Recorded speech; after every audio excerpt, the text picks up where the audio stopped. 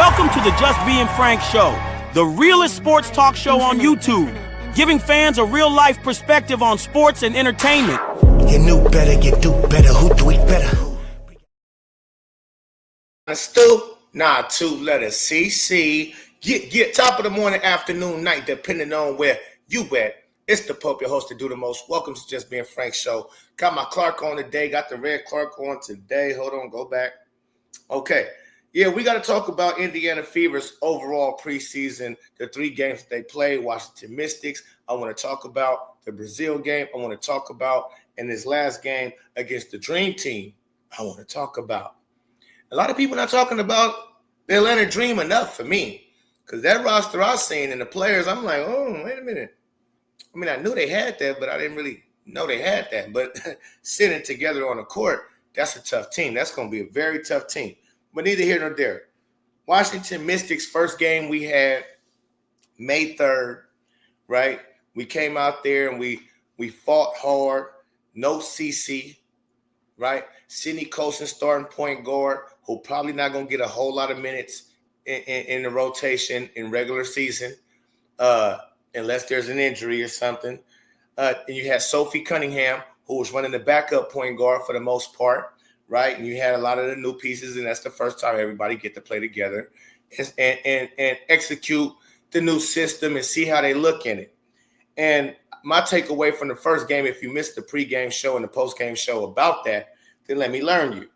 My takeaway, it was beautiful. The rotations, how Stephanie White still coached to win the game while not overly playing her starters like Tyler Marsh did with the Chicago Sky, and had a good look at the players that she already had in mind that most likely would make the team and see how they would play together in them type of minutes with, again, 2 starters. Well, they're not even starters, but 2 main role players, rotational players, and Sophie Cunningham, who is a fringe starter, and Lexi Hall, who you can say is a fringe starter too. And with 3 rookies on the floor, Michaela Timpson, I think Ejim was on the floor, and not Jaylen Brown was on the floor. So I loved what I seen. We didn't get to see Bree Hall like I would have liked, but I understood why not, unlike Cheryl Poops. Don't understand why Stephanie White didn't play, because you got a stacked roster. You got other games to play. In this game right here, in the situational moment, we still want to win the game, and we still have to look at these 3 players. Why you leave Sophie Cunningham and Lexi Hall? Because you can't really get a good look at those 3 players, Jaylen Brown, Michaela Timpson, and Ejim, unless you have some type of veteran presence or somebody who on the floor that knows what they're doing, which is Lexi Hall and Sophie Cunningham. But not none of their stars. Stephanie didn't risk none of her stars being out there trying to win the game. She did everything right in that game. So my takeaway from that was A-pluser. A-pluser. Then we played the Brazil team. Put up 100 and some points. I don't know why they don't have that right here on here, but that's okay. We put up 100 and some points, and they only scored like 44. We beat them by 60 something. Nipsey Hussle recipe. But my takeaway from that, Caitlin Clark's first preseason debut in year 2, she was amazing. She was a crowd pleaser. She was entertaining, everything. The team was on. The ball was moving. The shots was falling. The jello was jiggling. It was a beautiful thing. But, of course, we didn't put too much stock into it because it's Brazil and it's a bunch of youngsters on that team and so on and so forth, and they're not a WNBA team. But just how we operated and how Caitlin Clark looked, how efficient she was, and how efficient we all was with shooting the ball, that was impressive. So I like that. Now, this third game versus the Atlanta Dream, it's a big deal because you're going to Atlanta. Now you're getting away from comfort home. You're not in Iowa, right? You're not in Indiana. Now you're on the road, even though road games is like home games. Now you know. But only in a 4,000-seated arena, which is kind of weird for the Fever. They're not used to playing in no little bitty situation like that.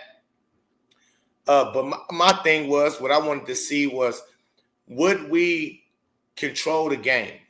will we start out aggressive, hot, whatever the case may be? Will we start out taking the lead and keeping the lead? And we did exactly that. And versus a team, I'm trying to tell y'all, because I'm gonna call them a sleeper because I don't hear enough people speaking about the Atlanta Dream.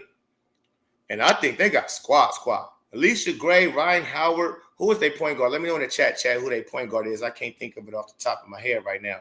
But I think it was a lady. I think it was a young lady who was hurt, actually. I think she didn't get to play in that game. But I think she off the chain. So you got shooting guard Alicia Gray. Your 3 is Ryan Howard. 4, Bree Jones. And 5 is Bob Griner. That's crazy. Coming off the bench, you got Pow coming off the bench. And she Pow. Knock them down, shoot them down, Pow. Like her game. I definitely do. So I think the Atlanta Dream is going to be a tough team. And they came out and they waxed.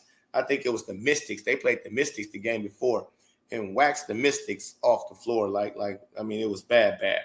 And so you would think, okay, they definitely have actually beaten the Indiana Fever, even in the preseason game. Look at how they did the Mystics in a preseason game. And look how Indiana Fever kind of struggled winning the OT versus the Mystics. But, of course, that's without Caitlin Clark. But I'm sure the Atlanta Dream was without somebody too, right? But, of course, it's nothing like being without the best of the best. We need to hear it there. We did what we had to do, and we kept the lead the entire game. We controlled the game the entire game. We never let them take the lead from us, and that speaks volumes. You understand? Especially for a new team and a new system with new players all around, trying to figure everybody out, trying to figure out rotations. You even had Sophie Cunningham go down.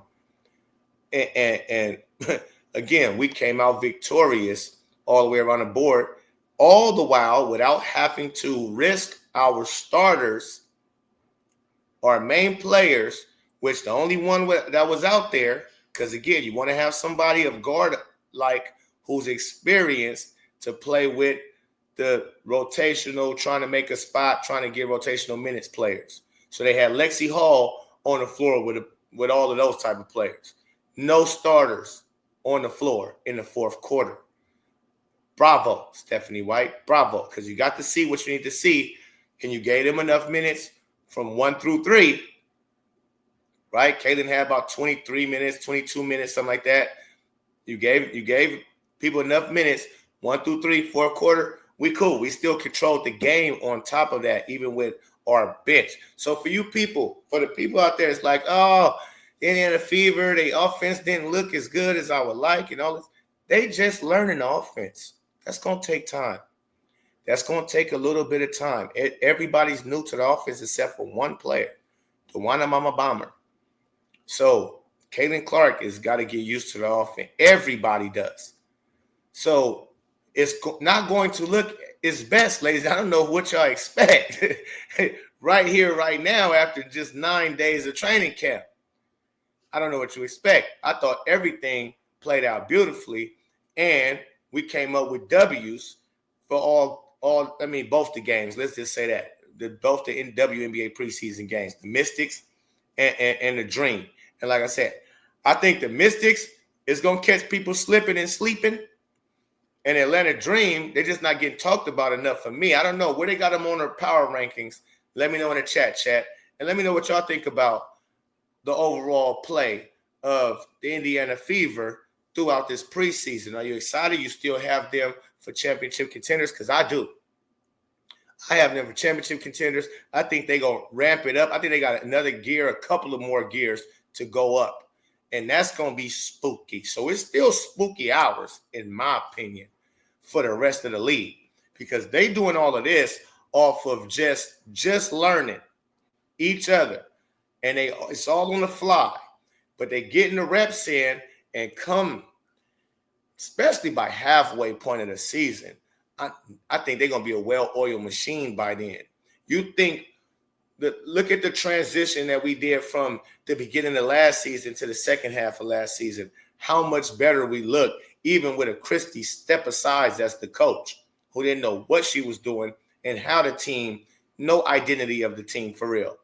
Stephanie White has already set that in. Now they just have to learn each other and the system, exactly how it goes, where's the opening, and the more film and the more they play, and Stephanie can point out this is what this should have been there. You should have been here. We could have seen this. They're gonna get better and better, and then next thing you know, I'm telling you them. But just for now, the defense, I'm feeling it could be a little better, but that's gonna come in due time as people get more into shape, right? Because ain't nothing like getting into game shape, and you can only do that with playing games. And so when they start playing game after game after game and getting that game shape and everything is rolling, I got the fever. It's the Pope. Peace and love. Hit the like button. Subscribe to the channel. We're on our way to 10,800. Help me out with that. Love you. Happy Mother's Day. I'm out.